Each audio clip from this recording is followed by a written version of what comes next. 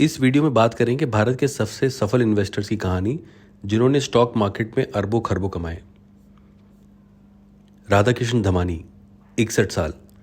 फरवरी 2018 के आंकड़ों के मुताबिक राधाकृष्ण दमानी की कुल संपत्ति 7 अरब डॉलर यानी करीब 5 खरब रुपए की थी।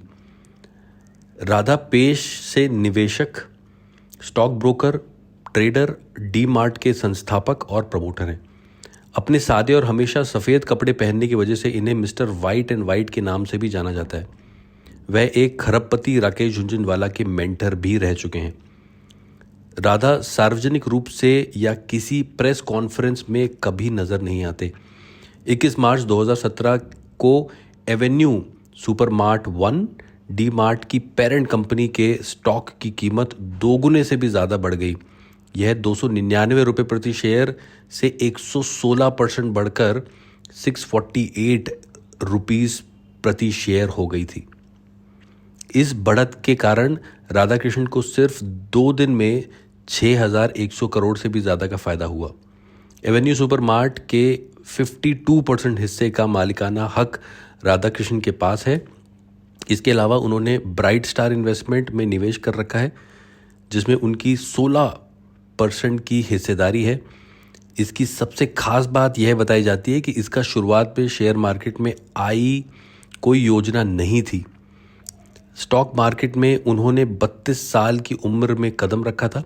इससे पहले वे बॉल बेयरिंग के बिजनेस में थे, लेकिन पिता की मौत की वजह से यह व्यापार बंद करना पड़ा।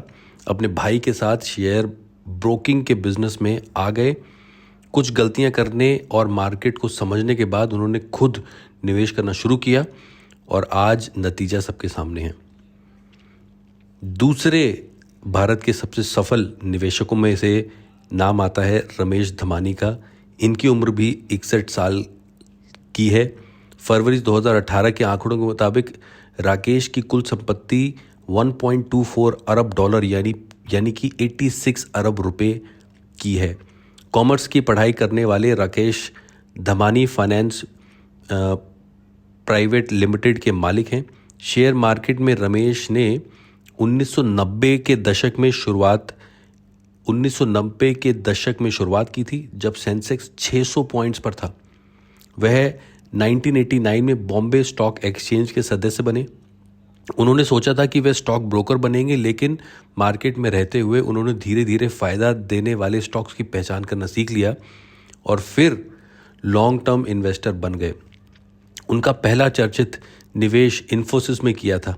इन्फोसिस 1993 में पब्लिक हुई थी और रमेश ने अंदाज़ा लगा लिया था कि यह कंपनी आगे चलकर बड़ा मुनाफा करने वाली है। 1993 में रमेश इन्फोसिस में 10 लाख रुपए का निवेश किया और 1999 में उनका यह निवेश 100 गुना से भी ज़्यादा रिटर्न दे चुका था। निवेश करने वालों के लिए रमेश का एक ही मंत्र है, और अगर स्टॉक की कीमत दोगुनी होती है तो इसका मतलब यह नहीं कि आप उसे बेच दें।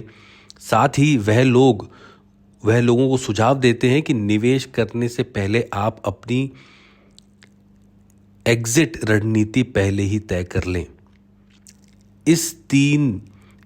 इन दो के अलावा भारत के सबसे सफल स्टॉक मार्केट निवेशकों की लिस्ट में रामदेव अग्रवाल, निमेश शाह, विजय केडिया, चंदेश निगम, चैतन्य डालमिया, चंद्रकांत संपत, पराग पारिक, डॉली खन्ना और संजय बख्शी का नाम भी आता है। तो आपको ये वीडियो कैसी लगी कमेंट बॉक्स में कमेंट ज़रूर करें।